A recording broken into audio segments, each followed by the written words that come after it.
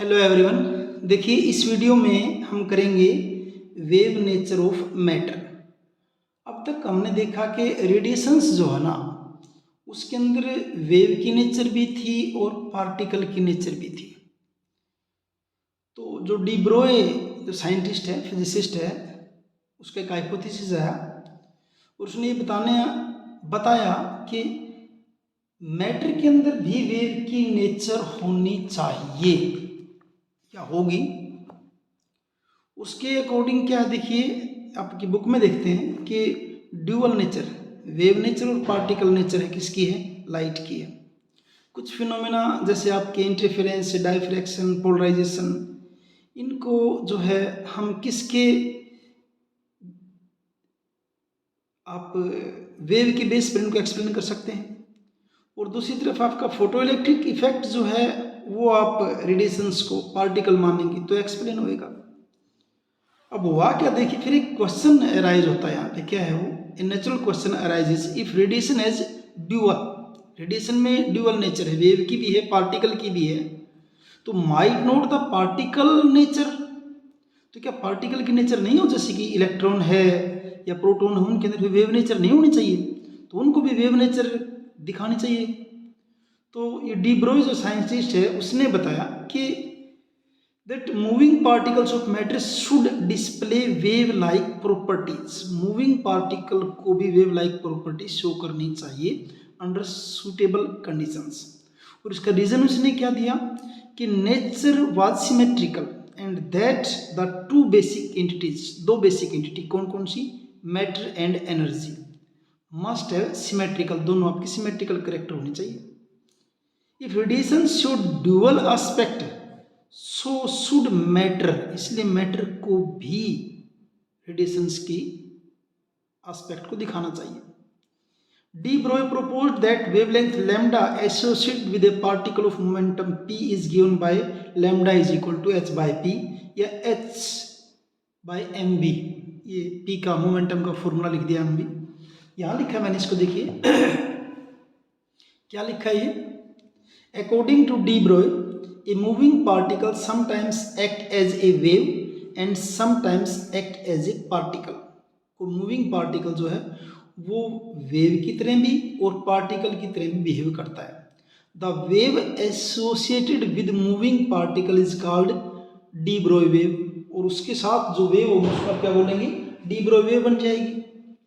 अब आइंस्टीन के अकॉर्डिंग अगर देखें तो एनर्जी, किसी पार्टिकल की एनर्जी, अगर फोटोन की एनर्जी अगर हम स्पेशली बात करें, फोटोन की एनर्जी किसके बराबर है, mc²।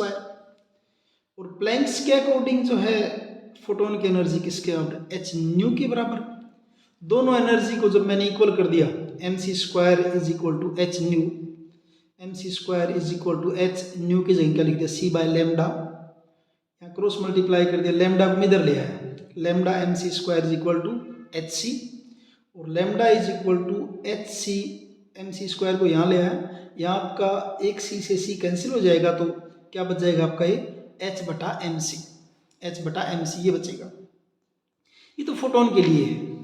अगर फोटोन की जगह कोई भी पार्टिकल है, किसी मैट्रिक, भाई मैट्रिक किससे बना होगा, पार्टिकल से बना हुआ है, for a particle moving with velocity v, तो यही लेमडा वेवलेंथ जो है जिसको डी ब्रोई वेवलेंथ कहेंगे हम, वो लेमडा किसके बराबर हो जाएगा आपका h बाई एम वी, यहाँ c की बजाय क्या लिख दिया, v क्या है, स्पीड ऑफ लाइट थी तो फोटोन के लिए, और यहाँ अगर कोई पार्टिकल उसकी वेलोसिटी मान लीजिए v है तो फॉर्मूला क्या हो जाएगा h बाई एम वी, या lambda is equal to h by P.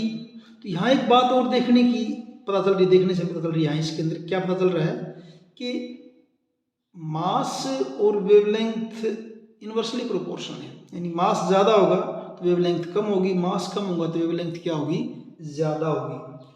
तो यहाँ देखिए आपकी बुक में ये the de Broglie wavelength of photon given by equation जो है equals the wavelength of electromagnetic radiation which is a photon, quantum energy and momentum. यहाँ देखिए lambda is smaller for heavier particle, heavier particle का lambda कम होगा, और more energy particle, for example एक example लिया है, न्यूमेरिकल कर भी लेना आप इसको, the de Broglie wavelength of a ball of mass 0.12 kg, एक बॉल है मान लीजिए जिसका मास क्या 0.12 kg है और स्पीड उसकी दे रखी 20 मीटर पर सेकेंड। अगर आप उसकी डी ब्रो वेवलेंथ निकालना चाहें तो कैसे निकलेगी, देखिए यहाँ आपकी बुक में कर रखा है मास का formula mass into velocity. Mass कितना 0.12 kg, वेलोसिटी 20 मीटर पर सेकेंड, तो क्या हो जाएगा आपका 2.40 किलोग्राम मीटर पर second.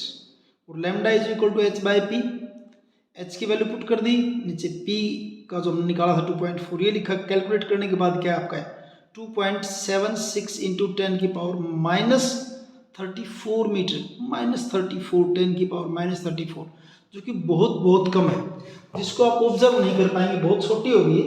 This wavelength is so small that it is beyond any measurement, किसी मेजरमेंट से क्या होगी, परे होगी। और this is the reason why macroscopic objects in our daily life do not show wave like properties. इसलिए जो बड़े पार्टिकल होंगे उनके अंदर में उसकी वेव की जो आपकी वेव लाइक प्रॉपर्टी जो हमें वो नहीं दिख पाती, हम उसको समझ नहीं पाते कि इसके अंदर वेव जैसी प्रॉपर्टी है भी क्या। तो इतना ही है, बाकी आप इसको करने के लिए इतना कर लेंगे सफिशिएंट है।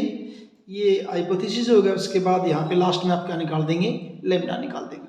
Thank you.